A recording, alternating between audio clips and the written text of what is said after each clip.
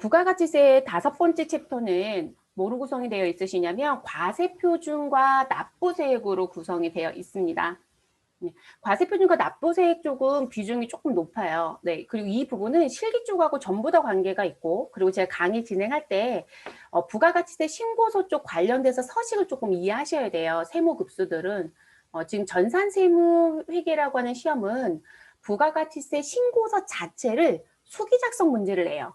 네, 수기라는 표현은 대부분 컴퓨터를 쓰니까 수기가 아니다 이러시는데 아니에요, 여러분. 우리가 일반적으로 수기라는 건 그 서식 양식 자체에다 직접 쓰는 게 다 수기인 거예요.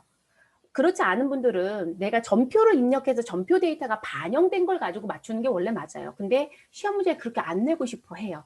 그래서 이 다섯 번째 챕터 얘기할 때 우리 실기 쪽에 가면 부가가치세 신고서 상세 설명이 있어요. 그 내용을 파트별로 같이 갈 거예요. 그래서 그거 같이 가서 다 끝내버리고 그리고 실기 쪽에 가서는 가산세 설명만 부가로 할 거고 그리고 그 부분 가지고 서식 작성하고 가산세 어떻게 계산해서 입력하고 이렇게 진행할 거예요. 그래서 그렇게 알아두시고요. 과세표준과 납부세액은 크게 다시 5가지 항목으로 구성이 됩니다. 그래서 부가가치세 계산 구조 조금 더 세부적으로 우리 앞에서 부가가치세 계산이라는 건 했어요. 그래서 매출세액에서 매입세액을 빼서 납부세액이 나온다. 이것까지는 했죠. 이제 그거를 큰 그림으로 이제 나눠서 볼 거고요. 그리고 이 부가가치세를 계산하기 위한 공급가액이라고 얘기했던 과세표준이 무엇인지에 대한 정의를 내려줘야 되겠죠. 네, 그래서 그 과세표준에 대한 항목 공부를 좀 하셔야 되고요. 그리고 뭐 매출세액은 그거의 10%를 말하는 거고 우리나라 세율은 현재 몇 프로인지 얘기들 그리고 뒤에 가서 이 매출세액 업무가 다 끝났으니까 여러분 우리 매출세액에 매입세액 뺄 거잖아요. 그러니까 매입세액을 뺄 수 있는 부분이 누가 있는지 그리고 못 빼는 건 누가 있는지 그걸 해야 되겠죠. 쉽게 생각하면 우리가 매입 매출 전표에 가서 세무 구분을 선택할 때 유형을 선택할 때 우리 50일 과세로 넣을 수 있는 거와 50 다 불공으로 넣어야 되는 게 누구냐라는 게 우리한테 중요하잖아요. 근데 그 부분이 이 4번에서 정리가 돼야 돼요. 거기에 이제 또 다른 부가적인 얘기가 등장되겠죠.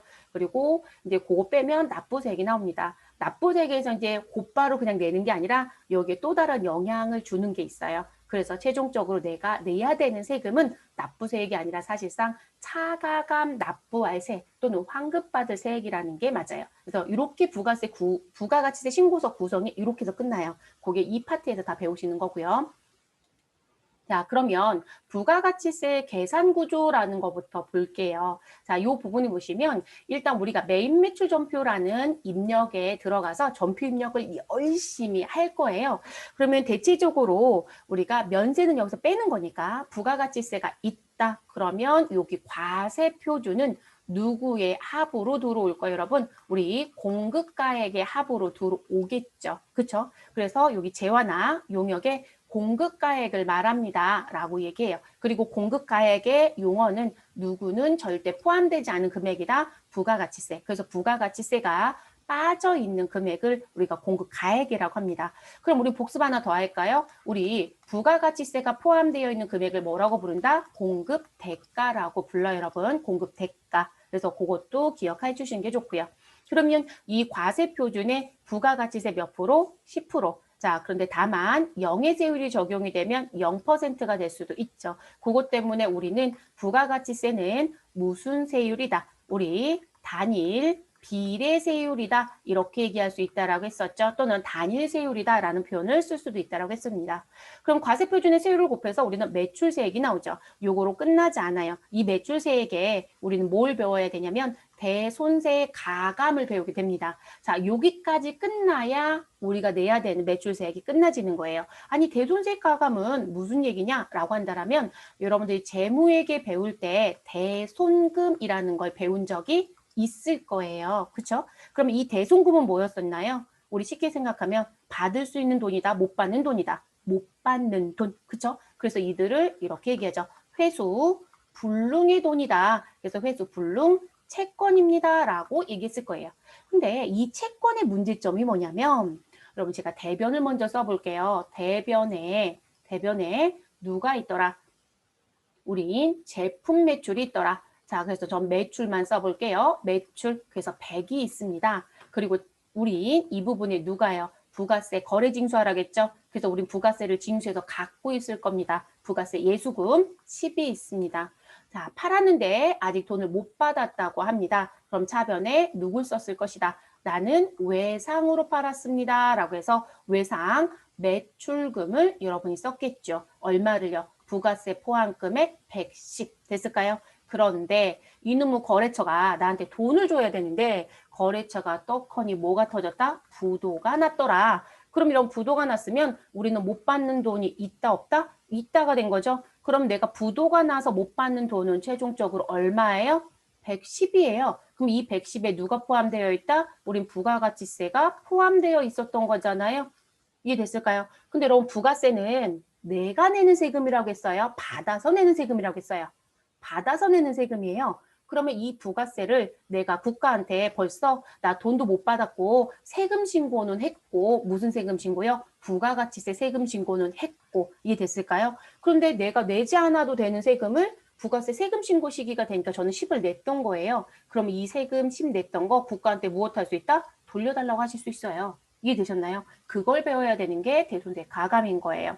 그러면 회계에서는 이쪽 문제를 요즘 들어서 많이 내고 싶어요. 작년부터 조금 비중이 높아진 거로 보여져요. 그래서 계산 문제도 내고 뭐 이래서 제가 진행하는 과정 중에 제가 이제 세무 2급 교재 수업을 하고 있지만 여러분들은 교재가 좀 다를 거예요. 제가 알기로는 회계 1급 교재는 퍼펙트 전산회계 1급이 아니라 다른 교재로 수업을 진행한 거로 제가 전달을 받았으니까 그러면 그 교재에는 없는 문제일 수도 있어요. 근데 제가 유형은 좀 보여드리고 갈게요. 그래서 이런 계산 문제가 회계도 출제를 해요. 그리고 세무는 서식 작성 문제까지 낼 거예요. 그러면 저는 국가한테 냈던 세금 10을 무엇해요? 돌려받죠. 그러면 그 돌려받은 세금은 마이너스가 돼야 되겠죠. 그래서 뭐가 된다? 우리는 감이 되는 거예요. 그런데 여러분들이 배울 때 분명히 대손금 처리했다가 대손금을 무엇할 수 있다고 또 배웠다? 회수. 그러면 어떻게 그냥 문제가 생기겠죠.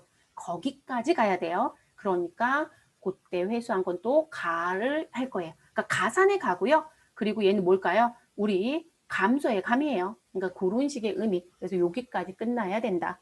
지금 조금 어려우실 수 있어요. 그냥 흘리셔도 괜찮아요. 어차피 세부 수업이 뒤에 바로 있어요. 그리고 뒤에 가서 전산실무 때 또 합니다. 자, 그럼 이 매출세액에서 이제 최종적으로 매입세액을 뺍니다. 근데 여기서 빼는 이 매입세액은 공제가 가능한 거겠죠. 근데 우리가 매입세액을 공제받을 수 있는 기본은 누구이다? 세금 계산서를 받아온 게 기본이에요. 그런데 우리 요즘엔 세금 계산서가 아닌 거래도 상당히 많죠. 국가가 한동안 밀어준 게 뭐다? 신용카드를 많이 써라.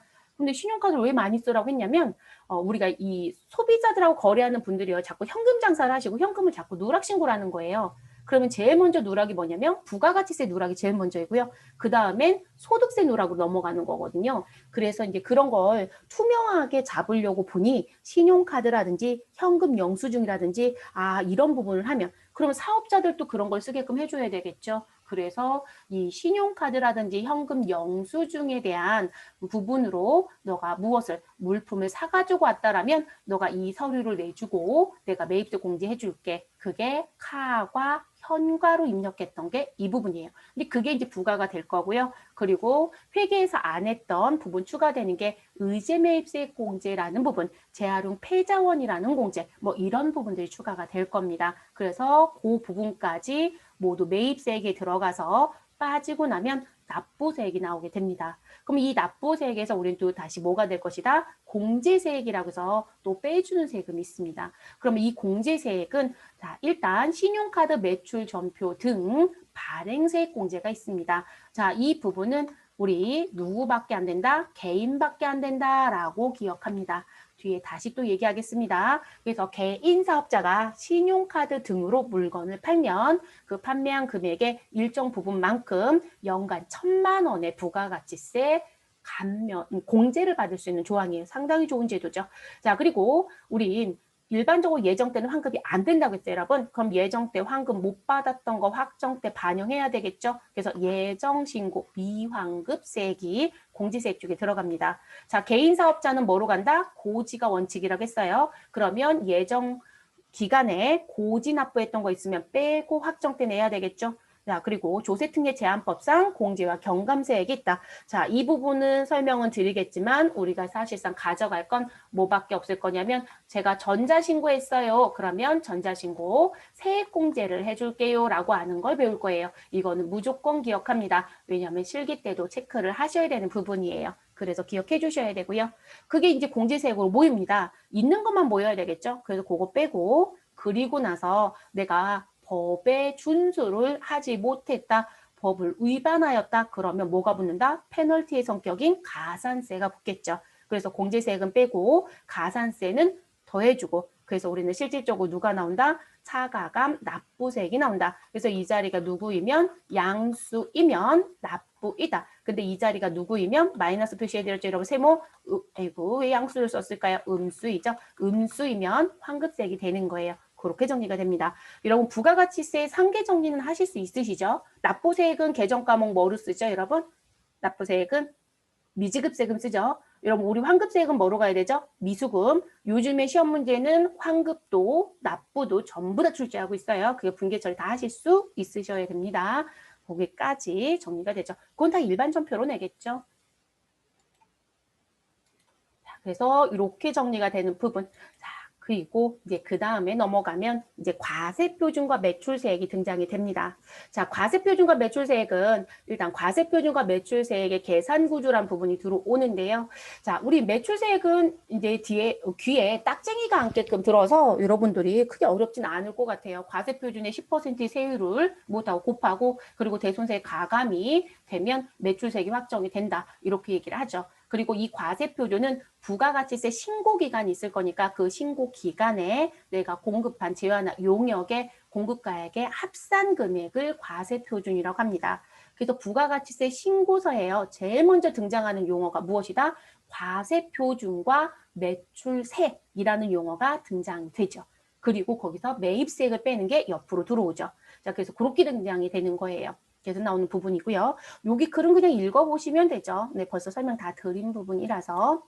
자, 그러면 부가가치세 신고서에 제가 과세표준 및 매출세액 부분만 잘라온 거예요. 여러분 교재에 그림 붙어 있으니까 크게 어렵지 않죠? 그러면 지금 이 부분에 대한 세부 설명을 숙지를 하셔야 돼요. 그리고 제가 말씀드린 게 뭐냐면 이 부분을 손으로 작성하는 문제를 낸다는 거예요. 그러면 그 부분을 다 가져가야 되겠죠. 그래서 우리가 과세표준 및 매출세액은 1번부터 몇 번까지의 구조로 되어 있다. 1번부터 9번까지의 구조로 되어 있고요. 그리고 그 부분에 이제 하나 더 추가되는 부분. 우리 아까 과세표준 곱하기 10%를 해서 우리 세액이 나올 것이고 거기에 대손세 가감을 해라 이렇게 얘기했어요. 근데 하나 추가되는 게 예정신고 누락입니다. 자, 예정신고 누락이라고 하는 부분은 우리 어느 부분에 여기 7번 자리에 기재를 해서 반드시 신고를 해야 됩니다. 자, 이 얘기는 무슨 얘기시냐면 우리 예정신고 누락이라는 표현은 여러분 개인 사업자는 안 쓴다고 보시면 돼요. 여러분 개인은 예정신고가 의무가 아니었어요. 고지가 원칙이었으니까. 그럼 법인한테만 나오겠죠. 그럼 이런 법인 사업자는 부가가치세 신고를 1년에 몇 번 한다고 했죠? 4번. 그죠? 그 4번 중에 이들은 무슨 신고도 해야 된다? 예정 신고도 무엇으로 되어 있다? 의무. 그래서 이 의무 안 하면 문제 생긴다고 했어요. 근데 제가 예정 신고 의무가 있으니까 일단 신고를 했어요. 신고함, 예정 신고. 그런데 추후에 뭐가 밝혀졌다? 야, 예정 신고 예정 신고 분에 대해서 누락이 있네 라고 얘기합니다. 그러면 대부분들이 그럼 예정 신고를 고치면 되지 않아? 신고했던 거 이렇게 생각해요. 그게 못해요, 여러분. 예정 신고 누락이 발생이 되면 무조건이에요. 무조건 누구로 들어가야 된다? 확정 신고에 가야 돼요. 그래서 확정 신고 시 무엇한다? 반영한다. 저희는 확정 신고도 다 끝났는데 3월달 세금 계산서가 하나 빠진 게 뒤늦게 8월에 발견됐어요. 그래도 확정 신고를 수정하는 거예요. 그러니까 예정 신고를 수정은 할 수는 있어요. 근데 예정 신고의 수정은 예정 신고 신고분에 대한 자체적인 수정이 필요할 때만 들어갈 수 있고요. 네, 자체적으로. 그러니까 우리 가끔 이런 경우가 있으세요. 입력을 2번 한 경우가 있어요. 근데 그걸 발견 못하고 신고가 들어가요. 근데 그걸 확정에 마이너스 할 수는 없어요, 여러분. 그러니까 그런 경우들이 아니면 예정신고로 수정할 일은 아예 없어요. 그래서 예정신고 누락본이 있으면 무조건 언제 간다? 확정. 확정신고가 끝나고 발견을 해도 언제로 간다? 확정을 수정하는 거예요. 이거 왜 제가 강조할까요? 실수하지 마시라는 거. 업무뿐만이 아니라 여러분 그래서 시험에서 우리 무슨 부분? 일기 확정신고라는 시험 문제를 내요. 근데 거기에 누구를 항상 같이 낸다? 예정신고 누락을 항상 같이 내요. 근데 이유가 뭐냐면 예정신고 누락은 무조건 확정해 가야 되는구나. 이거를 알고 있는지를 물어보는 거예요. 근데 그거를 시험에 지문에 누가 써주겠어요? 알아서 하겠지. 이렇게 시험 문제를 내는 거죠. 그래서 무조건 기억을 해야 되는 부분입니다. 그래서 말씀을 좀 드렸어요. 그래서 여기까지 이제 내용이 있는 거고요. 자, 그리고 저희가 교재를 이제 페이지를 좀 넘길 거예요. 여러분 실기 페이지로 넘어가서 실기 페이지 쪽에 나와 있는 내용으로 이제 진행을 하겠습니다. 자, 교재 몇 페이지로 가시냐면, 자, 지금 2020년도 교재이시니까 2020년도 교재는 세무 2급 547페이지로 점프를 합니다. 그럼 우리 다시 앞으로 돌아올 거예요. 근데 이 부분을 실기 때 가서 설명하는 게 비효율적이에요. 제가 수업을 해보면. 그래서 저희는 이 부분을 언제, 지금 얘기를 끝낼 거예요. 그래서 547페이지에 가시면 이제 부가가치세 신고와 보속서류 내용들이 앞부분에 쭉 있을 거고요. 그 신고서 작성하기 위해서 세부적인 사항이 나와져 있어요. 그래서 546페이지 옆에 547페이지 그래서 부가가치세 신고 및 가산세라는 챕터가 있을 거면 파트가 있을 거예요. 그 챕터에 해당되는 내용 들어가는 거기 때문에 그 547페이지 펴놓으시고 같이 보시면 돼요. 됐을까요? 그래서 그 설명을 이제 우린 시작을 할 겁니다. 그래서 그렇게 진행되는 부분이고요. 그러면 시작해 볼게요. 자, 지금 페이지 다 넘겨 놓으셨으니까 저희가 볼 부분은 일단 이 구조의 이해를 좀 하자. 그럼 여러분 과세표준 및 매출세액은 다시 과세가 있고 영세율이 있고 그리고 예정신고 누락이 있고 대손세 가감이 있어서 9번란에 최종 합계가 들어온다. 이렇게 이해하시면 됩니다. 그럼 제일 먼저 과세라고 하는 건 부가가치세 몇 프로가 있는 거? 10%. 그래서 여러분 여기 세율란을 보시면 세율란에 뭐로 되어 있다? 10%라고 써 있죠. 그리고 영세율은 0%라고 되어 있죠. 다만 이게 프로그램에 들어가면 이 영세율란이 영세라는 글씨로만 보이는 거예요. 근데 국세청 원래 본 양식은 율자도 붙어 있어요, 여러분. 그리고 실제 이거 고민 안 하셔도 되세요. 왜냐면 서식에 글씨가 프로그램에서 잘려서 보인다 하더라도 국세청에 들어갈 때는 본 양식대로 다 들어가요. 그래서 페이퍼 출력해 보시면 되면 다 보여요. 그럼 세금계산서 발급본에 들어오는 거 누구요? 과세. 요거부터 볼게요. 그럼 과세에 세금계산서 발급본 1번란에 들어오는 부분의 내용은 일단 이렇게 생각하시면 돼요. 세금계산서를 뭐로 발급했다? 부가가치세 10%가 있는 과세로 발급한 거. 그러면 여러분들이 메인 매출 전표 입력할 때 유형번호 몇 번으로 입력한 게 이 자리에 들어온다. 과세로 입력한 게 들어오겠죠. 그래서 여러분들이 키를 찾을 때 공부를 하신 과정 중에 얘가 11 과세인지 12 영세인지 13 면세인지 이런 게 어렵다 그러면 뭘 찾아야 돼요? 증빙의 용어를 찾아야 되겠죠. 세금계산서, 계산서, 영세율 세금계산서 이런 용어를 찾아서 우리 무엇 하면 돼요? 우리 같이 연결해 주시면 되겠죠. 매핑하는 것처럼. 그래서 세금계산서 발급분이라는 부분. 그래서 이렇게 입력하면 자동으로 금액과 세액이 반영이 됩니다.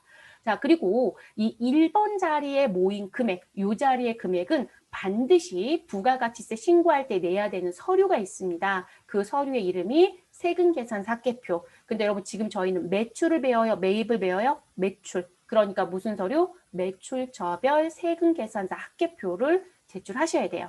우리 법인인데요. 매출처별 세금계산서 합계표 안 냈는데요. 그럴 수 있겠죠. 법인은 전자세금계산서 발급한다겠죠. 전자 세금계산서 발급하시고 정상적으로 전송이 되면 우리는 세금계산서 합계표 제출 의무가 무엇 된다? 면제된다고 했잖아요. 그러니까 안 냈다고 해서 문제가 되지는 않아요. 그런데 모든 사람이 전자의무는 아니죠.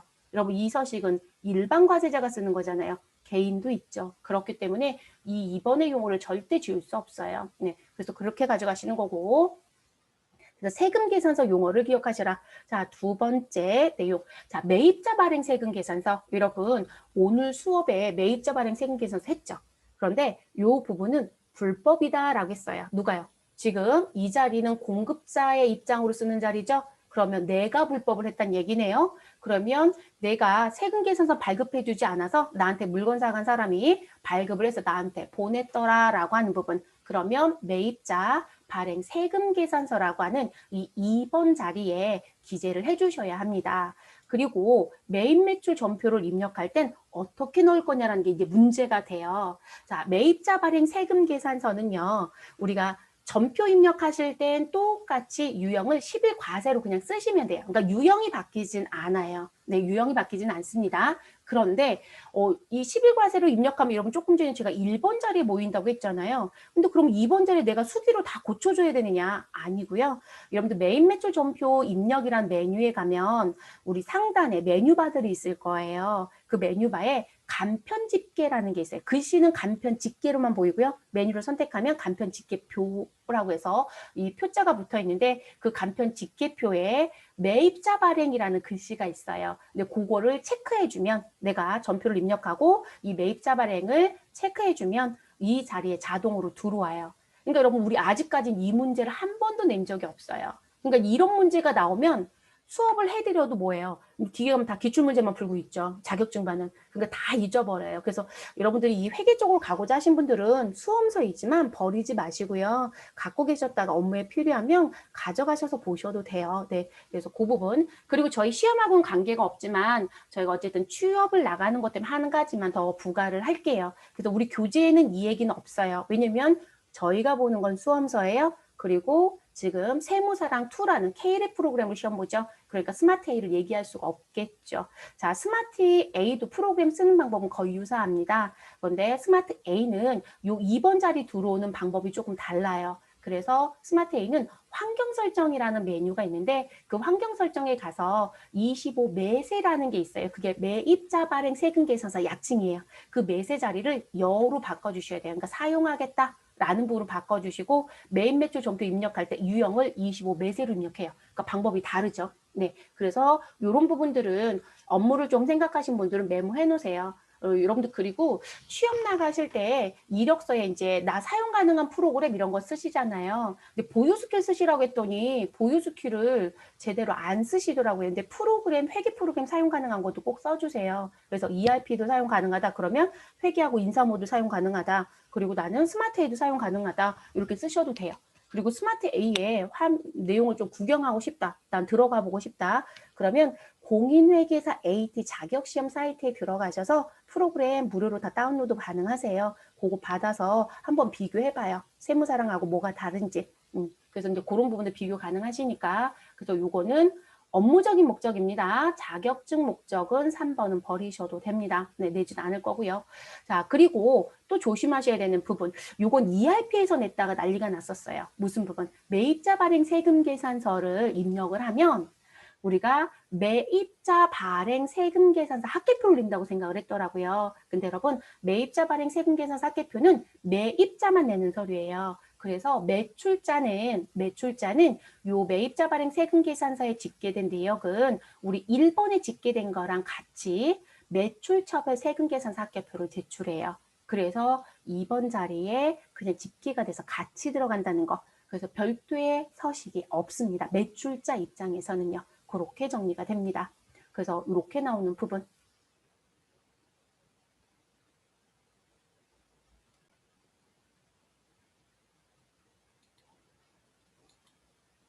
자, 그 다음에 들어오는 부분은 신용카드 및 현금 영수증 발행분이라는 부분이에요. 근데 요건 유의사항 하나만 같이 알려드릴 거예요. 자, 신용카드 현금 영수증 발행분은 말 그대로 카드로 물건을 팔았다 이 얘기예요. 그러니까 상대편이 결제할 때 아, 나 대금 카드로 줄게요. 이런 얘기라고 보시면 되세요. 그러면 우리가 이제 이 과세라는 자리니까 실질적으로 부가가치 10%가 있는 카드 매출이겠죠. 또는 현금 영수증 매출, 직불카드 매출. 신용카드랑 직불카드는 실제 회계 처리가 달라지진 않아요.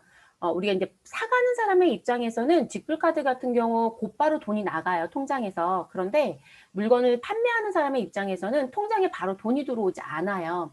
대부분 청구의 행위가 이루어져야 되기 때문에 그래서 일정 시간이 걸려서 일반 신용카드랑 직불카드 판매 부분의 회계 처리는 달라지지 않아요. 네, 달라지지 않고 뭐 현금 영수증은 통장으로 받았거나 아니면 현금으로 받았던 부분에 영수증 발급했던 부분 그런데 뭐 상대편이 물건을 사갈 때 저는 지금 현금 영수 발급해 주세요라고 하는데 이 사람이 개인이었다. 그럼 연말정산 공제를 받을 거라서 소득공제형으로 발급이 되져요. 그걸 여러분이 선택하지는 않습니다. 근데 받아올 때만 챙기면 되고요. 그리고 상대편이 사업자였다 그러면 지출 증빙이라는 거로 실제 발급이 되겠죠. 그래서 그런 매출들이 있었다라고 하면 메인 매출 전표에 여러분들이 17 카과라든지 또는 22 현과라고 입력을 했을 거예요. 그 입력 부분이 이 자리에 들어와요.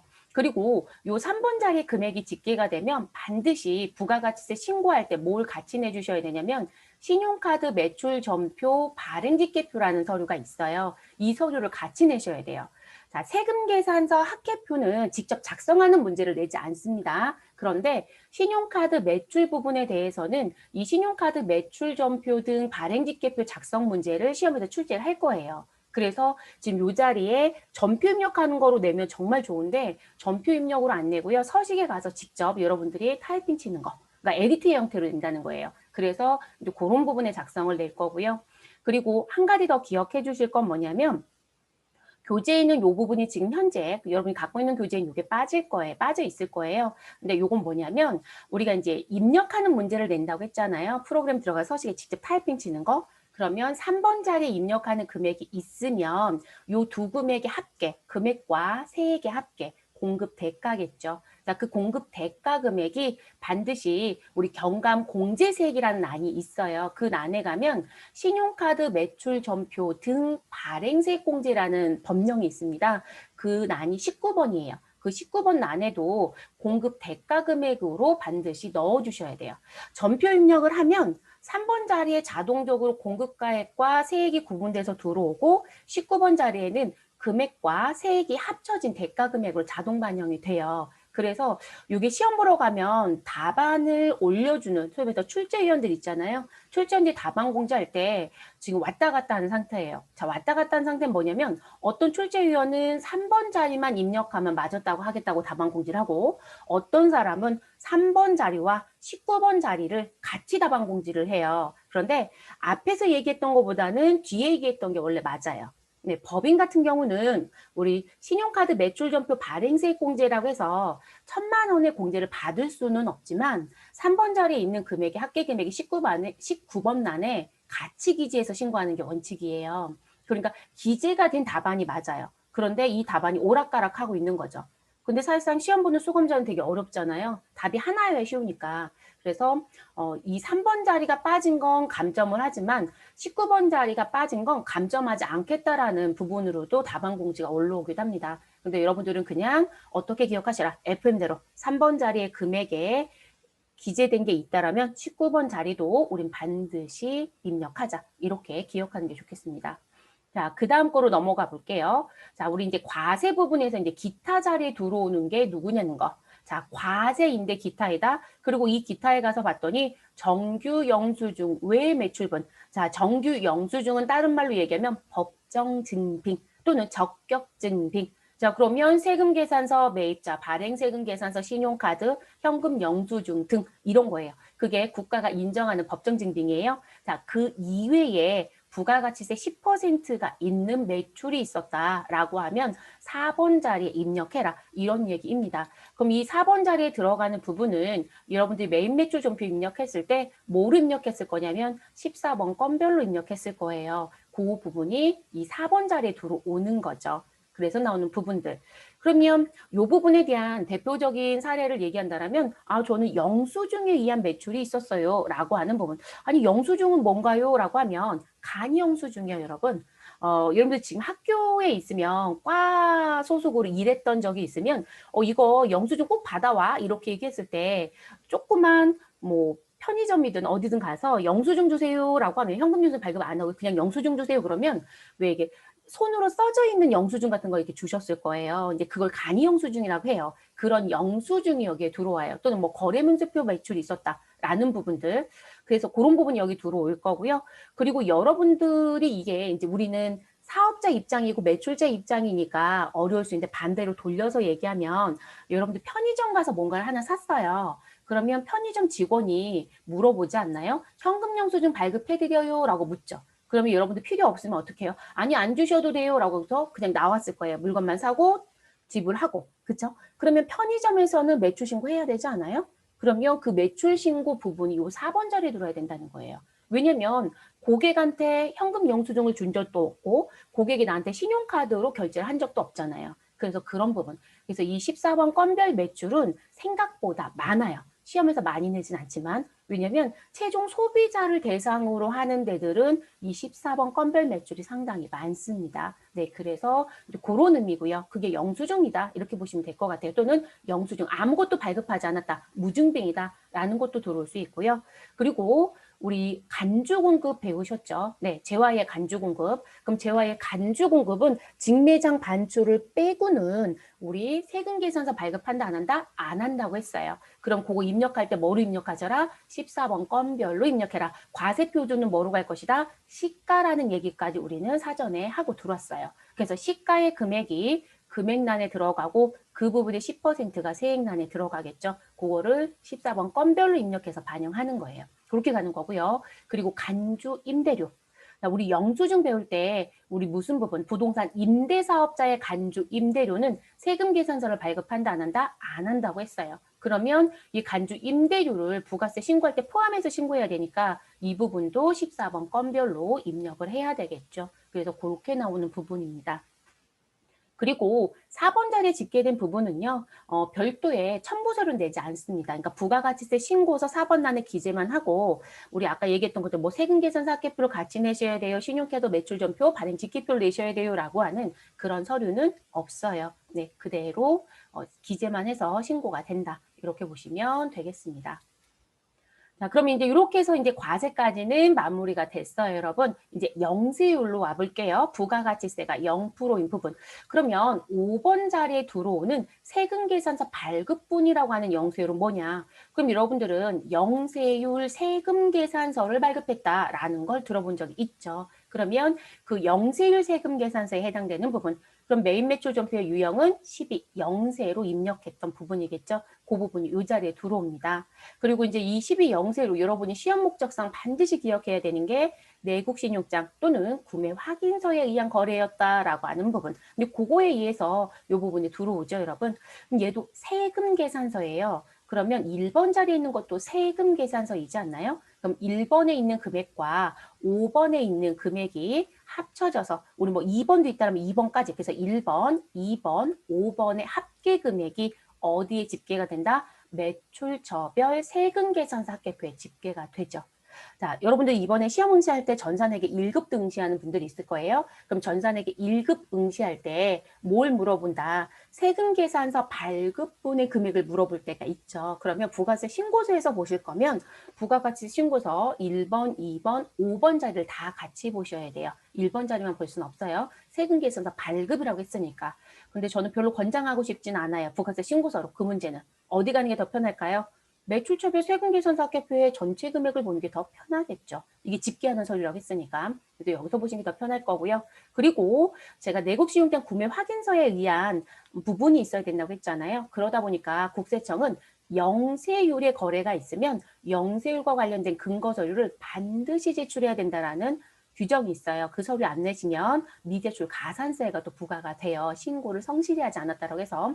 그러면 지금 이 자리에 들어오는 대표적인 서류가 내국신용장 구매 확인서 전자발급 명세서란 서류가 있어요. 그 서류를 작성해서 꼭 내셔야 합니다. 그런데 등자를 붙여드렸어요. 자, 이 얘기는 이 서식 말고도 또 다른 서식이 있을 수 있다. 자, 우리 전산세무 2급부터는 내국신용장 구매 확인서 전자발급 명세서 작성 문제 시험 출제합니다. 네, 그건 뒤에 또 다시 연결할게요. 자, 영세율에 이제 어디로 가자? 기타 자리에 가서 볼게요, 여러분. 기타. 자, 기타라고 하는 건 증빙의 발급이 없다라는 얘기인 거예요. 누가 인정하는? 국가가 인정하는 증빙. 그런데 영해세율은 적용받는 부분. 그러니까 5번에 들어가는 세금계산서를 제외한 나머지는 모두 다 몇 번 자리에 영세율이 보인다? 6번 자리에 보인다. 이렇게 보시면 되세요. 자, 그러면 이 부분에 들어오는 유형을 놓고 봤더니 여러분들은 시험 목적상 봤던 건 16번 수출만 봤을 거예요. 네, 16 수출만. 그런데 우리 영예세율이 적용되는 부분에 16 수출 말고요. 19 카영도 있고 24 현영도 있어요. 그래서 카드 영수 중에 영세율도 있구나.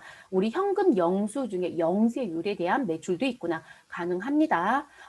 우리 왜 그 외국인들만 들어갈 수 있는 음식점, 대체적으로 술집이긴 해요. 일반 음식점에는 그렇게 하지 않기 때문에 자, 유흥과 관련된 음식점에 가보면 그 부분은 우리 부가가치세법상 영예세율을 적용받을 수 있는 장소들이에요. 그러니까 내국인이 들어갈 수 없는 장소들은. 그러면 거기서 술을 먹고 외국인들이 무슨 결제했겠어요? 카드 결제했다? 그러면 우리는 카드 매출인 영세율로 신고를 하셔야 돼요.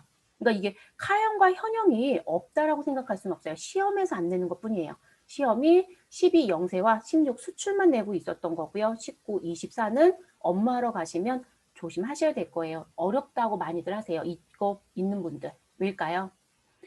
부가가치세가 0이잖아요. 그러니까 면세일 거라고 생각을 하시는 분들 되게 많아요. 그래서 면세로 입력을 하는 실수를 하시더라고요. 조심하셔야 된다는 거고요. 자, 그리고 이 자리에 집계가 됐으면 근거 서류가 또 있어야 되겠죠. 국가가 영세율을 적용했던 근거 서류. 자, 그 부분의 대표적인 게 나는 직접 수출했다. 국경을 넘어서. 그러면 수출 실적 명세서가 기본 서류예요. 그래서 수출 실적 명세서 내셔야 되고요. 그리고 수출 실적 명세서에 기재되지 않는 부분의 영세율이다 그러면 영세율 첨부 서류 제출 명세서라고 하는 서류를 또 작성해서 내기도 합니다. 그래서 우리 시험은 일단 영세율 쪽 관련된 첨부 서류는 내국신용장 구매 확인서에 대한 거 작성하는 서류, 수출실적 명세서 작성하는 시험 문제, 그리고 영세율 첨부 서류 제출 명세서라는 걸 작성하는 시험 문제를 출제하고 있습니다.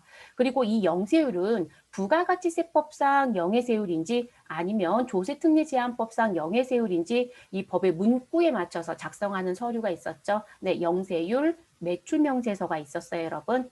그거 언제 설명드렸었냐면 우리 영세율과 면세 설명할 때 첨부서류 얘기했을 때 걔는 첨부서류가 아니라 직기서류입니다 라면서 한번 말씀드린 적 있어요. 근데 그 서류도 같이 작성합니다. 그래서 그 서류도 시험 문제 출제를 시작했어요. 그래서 영세율 쪽에 관련된 서류는 총 4가지 중에 택일에서 출제를 합니다. 그렇게 가는 거고요.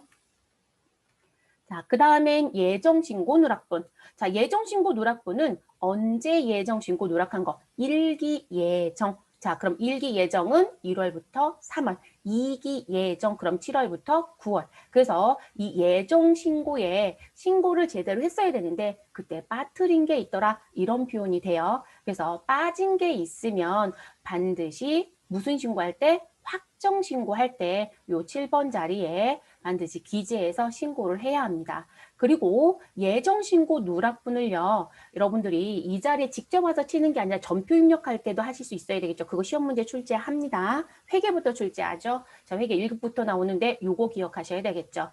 메인 매출 전표 입력하시고 지금 예정신고 누락분에 대한 형태를 적용해라 라는 문제를 지문에 줄 거예요. 그리고 그건 할 줄 아셔야 돼요.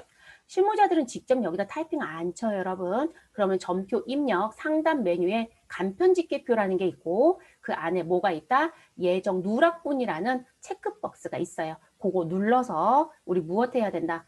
반영해 주셔야 해요. 그렇게 가셔야 되는 부분. 자, 그리고 업무적인 것 때문에 한 가지 더 썼어요. 우리 스마트 A, 더존이 개발한 프로그램을 쓰는 회사에 가셨다라고 하면 이들은 간편집계표란 메뉴를 쓰지 않고요. 기능 모음이라는 메뉴를 써요. 그래서 기능 모음이라고 하는 메뉴 안에 누가 들어가져 있더라. 우리 예정신고 누락분이라는 부분이 실제 있어요. 그러니까 위치만 좀 다르다 이렇게 보시면 될 것 같아요. 그래서 이 부분 안에 있다라는 거. 자, 그 다음을 또 들어가 볼게요, 여러분. 우리 이제 대손세액 가감. 자, 대손세액 가감은 아까 이제 제가 설명을 잠깐 드렸는데요.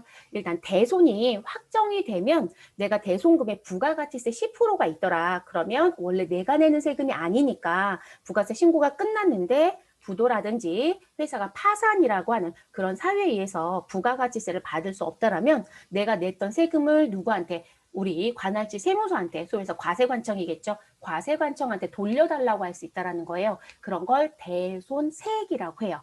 자, 대손세액. 자, 그래서 내가 돌려받을 거니까 내야 되는 매출세액에서 뺀다라고 얘기해요. 그래서 공제받습니다라고 했을 땐 이 자리에 뭐가 기재가 되고 음수. 그런데 대손공제를 받고요. 일정 기간 뒤에 우리 부도 났던 회사가 회생을 했나 봐요. 그래서 우리한테 너네 그전에 돈 못 줬던 거 대손금 내가 다 줄게. 부가세 포함해서 주겠죠. 그러면 저는 대손세 공제 받았던 거 다시 국가한테 토해내셔야 돼요. 돈을 받았으니까. 그러면 우리는 대손금을 회수하면 대손세 공제받았던 거 다시 내야 되더라. 그럼 납부가 돼요. 그러면 매출세액에 가산해서 내야 되겠죠. 그러면 그때는 뭐로 들어가야 된다? 양수. 이해되셨을까요? 그리고 요 부분은 지금 현재 8번 란에 기재만 해서 들어가는 게 아니고요. 별도로 우리 대손세 공제 신고서라고 하는 걸 작성해서 내셔야 해요. 그래서 거기까지 끝나져야 마무리가 된다고 보시면 돼요. 그럼 여러분 지금 이게 어떤 의미를 쓰는 거고 이렇게 움직입니다라고 제가 설명을 드렸단 말이에요. 그럼 요걸 쫙 보고 나시면 내가 부가가치세 시험을 볼 때 지금 일단 나와야 되는 서류가 몇 개인지 감이 오죠. 왜냐면 우리가 10점짜리 시험 문제를 볼 거예요. 그러니까 매입 매출 전표 입력 문제 빼고요. 세무 2급 기준. 그럼 10점짜리가 지금 제가 막 얘기하는 그 부분이 이제 택일이에요. 그러니까 종류가 생각보다 많아요. 그러면 신용카드 등 매출이 있으면 신용카드 매출 전표 발행 직계표 출제할 수 있다. 자, 그리고 영세율을 적용받으면 영세율 서류, 마지막은 직계 서류이기 때문에 실적으로 3가지 양식 중에 하나를 낼 수 있다. 그럼 벌써 4개네요. 자, 그리고 지금 얘기했던 대손세의 공제와 관련된 서류도 내겠죠. 그럼 매출 쪽만 관련돼서 몇 개의 서류가 출제될 수 있어요? 6개 중에 택일이에요. 이해됐을까요? 그래서 실제 공부하실 땐 한 번만 공부하시면 업무도 그대로 가서 적용해서 쓰시면 되는데 시험은 종류가 많다 보니까 다 공부해야 된다는 관점이 좀 생길 수가 있을 거예요. 그래서 부가가치세 공부하실 때 조금 어렵다라고 하시는 게 그런 부분이에요. 자, 이제 합계를 볼게요. 합계 9번은 1번부터 9번, 1번부터 8번까지 전체 금액이 어디에? 이 9번 합계에 들어옵니다. 자, 그래서 여러분들이 전산회계 1급 볼 때 과세표준과 매출세액이 얼마냐라고 하면 요 합계 9번란에 금액과 세액의 합계를 물어보는 부분이에요. 그래서 요 자리에 집계가 된다. 그럼 요 자리에 집계되는 부분은 자, 우린 교재를 제가 조금 이따 다시 또 움직여 드리겠지만 꼭 기억해 주시는 게 뭐냐면 이런 부가가치세 신고서는 총 4개 쪽으로 구성이 되어 있습니다. 4쪽. 2020년도 부가가치세 신고서가 개정이 됐어요. 또 개정이 되면서 기존에는 1쪽 그리고 1쪽 뒤에 있는 뭐 뒷장이라는 표현을 썼어요. 앞쪽, 뒤쪽, 앞쪽, 뒤쪽. 그래서 부가세 신고서가 총 4장처럼 움직이지만 1쪽의 앞쪽 그리고 뒤쪽, 2쪽의 앞쪽 그리고 뒤쪽 이렇게 있었는데 2020년도에 양식이 개정되면서 어떻게 바뀌었냐면 1쪽, 2쪽, 3쪽, 4쪽 이렇게 바뀌었어요. 네, 그래서 그렇게 바뀌어 있고요. 그러면 우리가 부가가치세 신고서 이 부분은 1쪽의 하단에 있어요. 하단에 과세표준 명세라는 게 있거든요. 그 과세표준 명세에 32번 란의 합계금액이랑 요 9번 란의 합계금액이 무엇해야 된다? 반드시 일치해야 돼요. 자, 그리고 과세표준 명세라고 하는 게 시험에서 빈도가 조금 낮아요. 출제 빈도가. 그래서 대부분 이거를 다 버리고 가요. 근데 막상 일을 할 땐 이 과세표준 명세 합계금액이랑 9번의 합계금액이 맞지 않으면 부가세 신고 자체가 할 수가 없어요. 오류가 떠서. 그러다 보니까 이 과세표준 명세는 손으로 여러분들 직접 맞춰야 될 때도 있어요. 근데 그게 정말 중요한 부분인데 시험은 빈도가 낮고요. 내고 싶을 땐 난이도 최상급으로 낼 때. 그러니까 우리가 뭐 난이도가 5개가 별이 최상이다. 그럼 별 5개 때 내는 문제예요.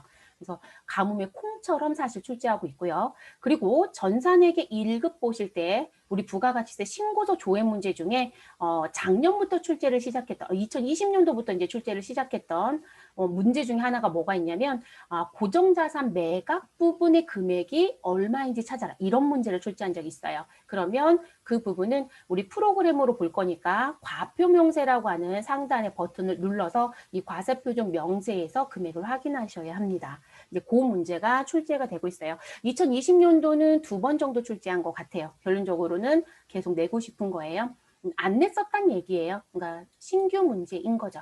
자, 교재 다시 앞으로 백 하겠습니다. 그리고 나머지 수업들 이어서 할게요. 자, 앞으로 백 하시면 어디로 가시냐면 274페이지로 다시 돌아오세요. 자, 우리가 273페이지에 나와 있었던 이 서식의 의미를 갖고 가셔야 돼서 제가 실기 쪽으로 이동을 했던 거고, 그리고 다시 이론으로 와서 나머지 수업을 이어서 할게요. 자, 그러면 우리 과세표준과 매출세액의 계산 구조에서 이제 팁박스를 좀 보는데, 팁박스는 중요하다, 안 중요하다? 중요하다예요. 중요하다는 거 알아두시고, 제가 조금 전에 사전에 회계 1급에서 조회하는 문제가 나오면 이라는 게 요 부분 얘기예요. 자, 그럼 무슨 얘기냐면, 자, 조금 전에 부가가치세 신고서 어디까지 봤어요, 여러분? 우리 과세표준과 매출세액입니다. 라고 해서 요 부분이 부가세 신고서 몇 번? 9번에 합계까지 보고 온 거잖아요. 그쵸? 그러면 그 9번에 합계에 모여있는 과세표준이라고 하는 요 금액의 합계는 지금 과세표준 명세, 자, 여기 보이죠, 여러분? 이 과세표준 명세이다라고 하는 요 부분에 합계가 있어요. 몇 번 자리? 여기 32번 자리. 자, 그래서 32번 자리의 금액과 무엇 해야 된다? 일치해야 된다고요. 그리고 이게 왜 일치해야 되냐면 부가세 신고로 끝나지 않아요, 여러분. 이 부분은 부가가치세 신고를 법인 기준으로 갈게요. 1년에 몇 번 신고해요? 4번 신고를 했어요. 그쵸? 이 4번 신고를 하고 그러면 이 부가세 신고 4번 신고했을 때 일반적으로 특수한 경우가 없다라면 우리는 공급가액이 무슨 의미가 될 수도 있을까요? 매출액의 의미가 되겠죠. 그럼 여러분 다른 부분이 없다라고 하면 이게 모두 다 매출만 집계되어 있다라고 하면 이 매출액은 실질적으로 회계 처리 다 했을 거니까 매출액은 어디에 반영이 기준에 따박따박 되어 있을까요? 자, 우린 실질적으로 여러분 이 부분은 손익계산서의 매출로 들어가 있지 않을까요? 그렇죠? 그럼 손익계산서를 여러분 생각을 더듬어 보시면 제일 먼저 맨 상단에 뭐가 있어요? 매출액.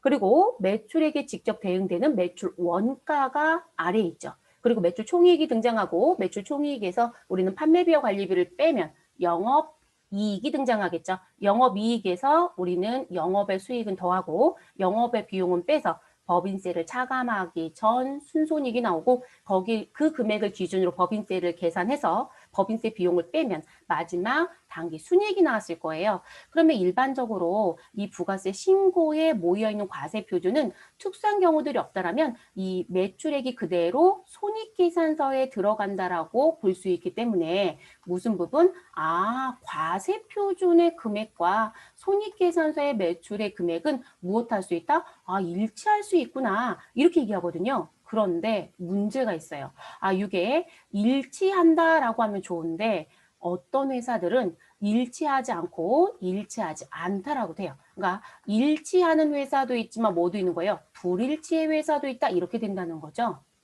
이해되셨을까요? 자, 이 부분도 다 정리하셔야 돼요. 그래서 우리가 결산이라는 걸 한다는 걸 여러분 들어본 적 있을 거예요. 결산에 가면 이거 다 맞추셔야 되는 거예요. 그런데 결산대 가서 갑자기 뜬금없이 맞추는 게 아니라 내가 부가세 무슨 신고할 때 4번의 신고를 할 때부터 이 내용이 맞춰져 있어야 된다는 얘기예요. 그러니까 이게 잘못되어 있으면 결산 작업할 때 이 손익계산서 매출하고 왜 안 맞는지 파악을 또 못하고 그리고 이 부분이 요거로 끝나는 게 아니고 우리는 법인이니까 여러분 요거 다 결산 작업이 끝났어요. 그럼 결산 작업이 끝난 재무제표를 기준으로 우리는 무슨 신고를 시작하냐면 법인세 신고를 시작해요. 자, 지금 저희 보면 뭐 학과들이 지금 다 상경 계열 쪽이신 것 같은데 상경 쪽이면 법인세를 배운 친구들도 있겠죠. 그러면 이 법인세는 대부분 세무조정한다 이런 표현을 했을 거예요. 그럼 그 세무조정에 가서 부가가치세 신고한 거랑 손익계산서에 모여있는 거랑 그리고 법인세에서 얘기하는 수익금액, 매출을 그대로 수익금액이라고 합니다. 그 금액이 일치하는지 모두 다 삼자대면을 시킬 거예요. 거기까지 가는 요건이에요. 그래서 매우 중요하다. 시험은 난이도 최상 문제다. 이렇게 보시면 된다는 거예요. 그래서 알아는 두셔야 해요.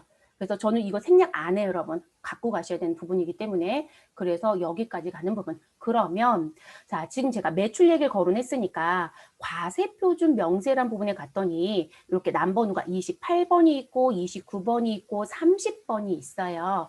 그러면 28번, 29번, 30번이라고 해서 등장하는 이 부분이 뭐냐면 손익계산서의 매출로 계산되는 부분이에요. 쉽게 생각하면. 그래서 그걸 이 자리에 써드린 거예요.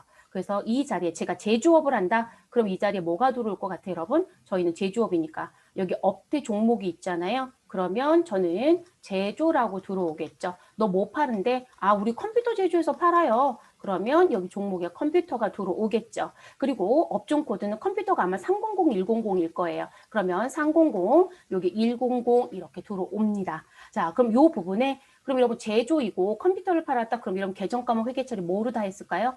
제품, 매출. 그쵸? 그럼 그 제품 매출 회계 처리한 게 이 자리에 들어오는 거예요. 저는 금액으로 안 쓰고 여러분 제품 매출로 쓸게요.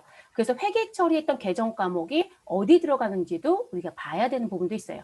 그럼 제품 매출 회계 처리한 게 손익계산서 매출에 제품 매출로 들어왔겠죠? 아, 우리는 도매도 해요. 사업자 등록증에 봤더니 이 회사는 제조와 도매를 같이 하고 있대요. 근데 종목은 똑같이 컴퓨터를 한대요.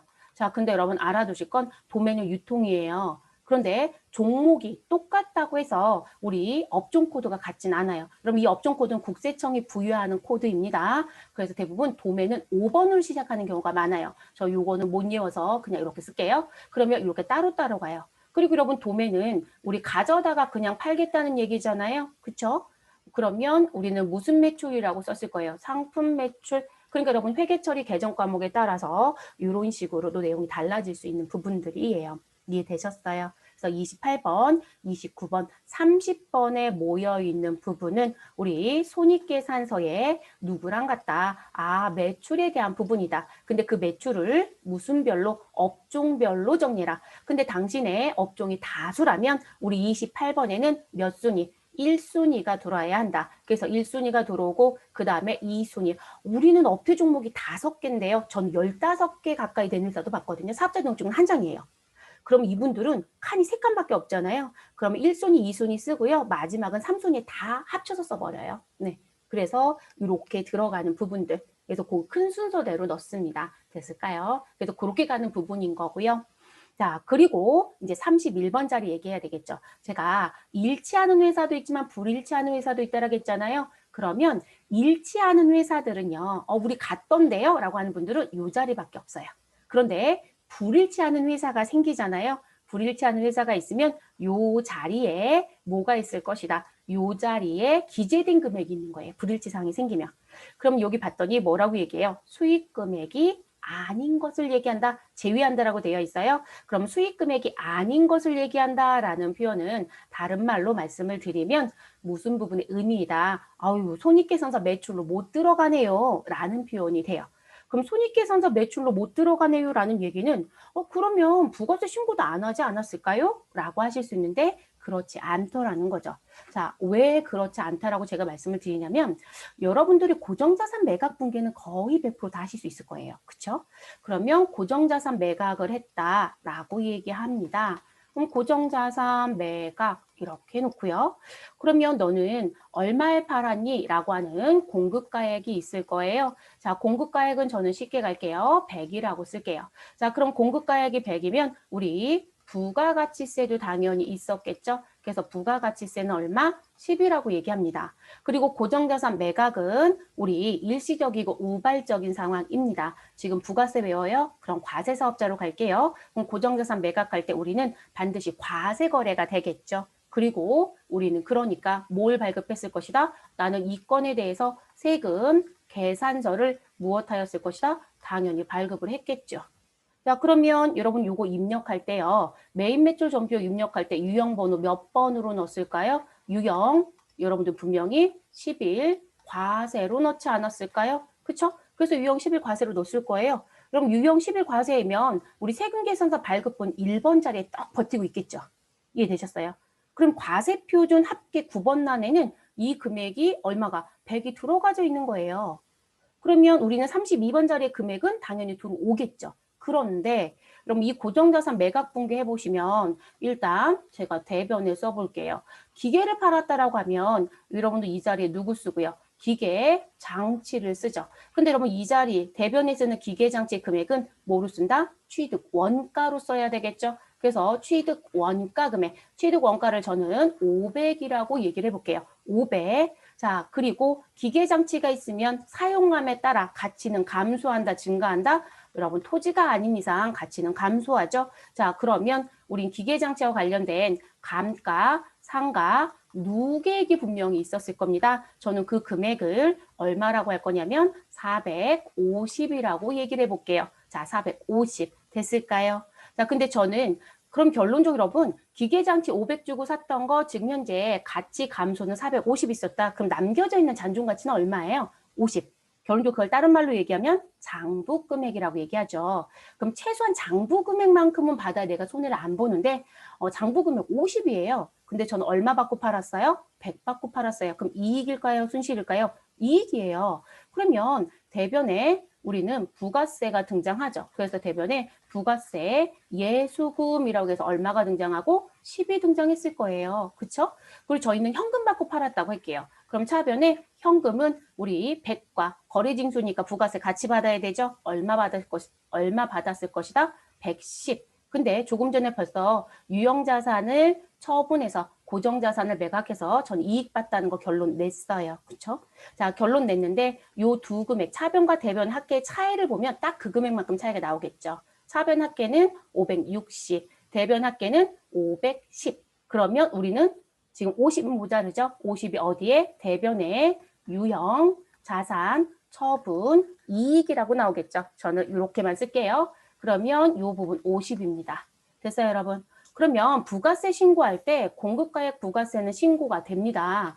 그리고 근데 여기 보시면 대변에 손익계산대 들어가는 매출 계정 있어요, 없어요? 없어요. 우리는 영업의 수익에 해당되는 누구만 있다. 유형자산 처분, 이익만 있었던 거죠. 그러니까 손익계산서의 반영은 되겠지만 얘는 손익계산대 매출은 아니에요, 여러분. 자, 그런 아이들을 수익금액 제외라고 해요. 그리고 이 수익금액이라는 용어를 쓰는 건 우리가 무슨 법? 여러분 제가 아까 조금 어려워요라고 했지만 뭐라고 말씀드렸냐면 부가세 신고 4번 하고 결산할 때 손익계산서의 금액과 맞춰보셔야 되고 그게 끝나면 법인세 신고할 때 우리 그거 가지고 3자 대면 할 겁니다 라고 했어요. 그러면 이 법인세라든지 소득세에서는 매출을 뭐라고 부른다? 수익금액이라고 불러줘요. 이해됐을까요? 그럼 지금 저희는 법인으로 배우는 거니까 법인 세법상 뭐가 아니다? 수익금액이 아니다라는 표현이 돼요. 그러면 손익계산서에 매출이 아니다라는 부분을 보는 거랑 똑같은 얘기가 돼요. 됐을까요? 그럼 여러분 얘는 손익계산서 매출이다 아니다? 아니죠. 이해되셨어요? 그리고 이 부분을 여기다 쓰겠죠. 나는 고정자산을 무엇해서 매각해서 이해됐을까요? 자, 그리고 금액은 얼마가 우리 여기 공급가액 100이 있었죠? 요거를 이 자리에 쓰는 거예요.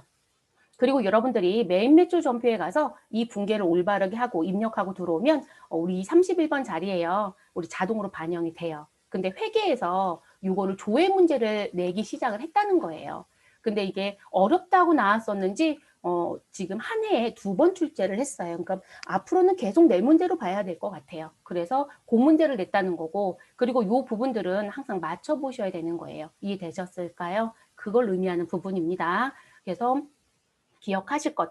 그리고 이제 부가세 신고서를 국세청에 들어가서 양식을 받아보신 분들이 이제 작성 요령을 봤더니 이걸 물어보신 분들이 계세요. 아니 소득세법상이라고 되어 있다. 네, 서식에 작성할 땐 소득세법상이란 표현을 써요. 그런데 법인이 신고할 때는 법인세법 입장으로 이해를 하셔야 되고요. 개인이 신고할 때는 소득세법상 입장으로 이해하시면 돼요. 이 수익금액 제외를 지칭하는 부분은 우리는 법인이에요. 그럼 법인세법으로 갑니다. 왜냐하면 이게 소득세와 법인세가 수익금액 제외의 항목이 달라요. 네, 다르기 때문에. 그러면 우리 법인의 입장에서 수익금액에 제외됩니다라고 하는 이 자리, 31번 자리에 모이는 부분이 누구냐라는 게 이거예요. 고정자산을 무엇하였다? 매각했다. 자, 유형자산이나 무형자산 매각. 그리고 간주 임대료가 있었다. 간주 공급이 있었다. 그리고 우리는 매출이 아닌 거. 여러분 선발행 세금 계산서 수업했어요? 그러면 선수금 처리했었죠? 네, 그런 선수금이 있었다라고 하면 요 보라색이 모두 다 31번에 들어가서 집계가 돼서 신고가 되져야 합니다. 그래서 그렇게 움직이는 부분이에요. 그래서 여기까지 맞출 수 있어야 과세표준 매출세액 부분이 끝나죠, 여러분. 그리고 업무를 하실 땐 이 과세표준 명세를요 미리 맞추지 않고요. 부가세 신고서 작업이 다 끝나고 마지막에 맞춰요. 가장 마지막에. 그래서 내용 정리하고 그리고 업무가 다 끝나지면 전자신고 할 거니까 전자신고 하기 전에 전자신고 마감을 해야 되거든요. 이제 그 다음에 마감 진행을 해요. 그래서 마감 진행 바로 직전에 이 부분들을 맞춰서 마무리를 합니다. 그래서 그렇게 움직이는 자리예요. 그래서 알아두신 게 좋겠고, 혹여라도 세무 1급까지 공부하고자 하신 분들은 세무 2급보다는 1급은 이쪽 문제를 더 내고 싶어 해요. 난이도를 상향 조정해야 되니까요. 근데 최근에는 조금 잠정적으로 소강 상태예요. 네, 좀 쉬고 있는 것 같습니다. 그래서 이 부분까지 갖고 가셔야 되는 부분. 그래서 이제 구조는 다 끝난 거예요, 여러분. 이렇게 해서 우리 이제 과세표준 및 매출세액에 대한 계산 구조, 세부 사항까지 이제 다 봤습니다. 그래서 이제 뭐 시작하자. 이제 과세표준의 계산으로 넘어갈 거예요. 여러분, 저희 쉬는 시간 지금부터 쉴게요. 네, 지금부터 10분 쉬고요. 그리고 다음 시간부터는 과세표준의 계산 이어서 하도록 하겠습니다.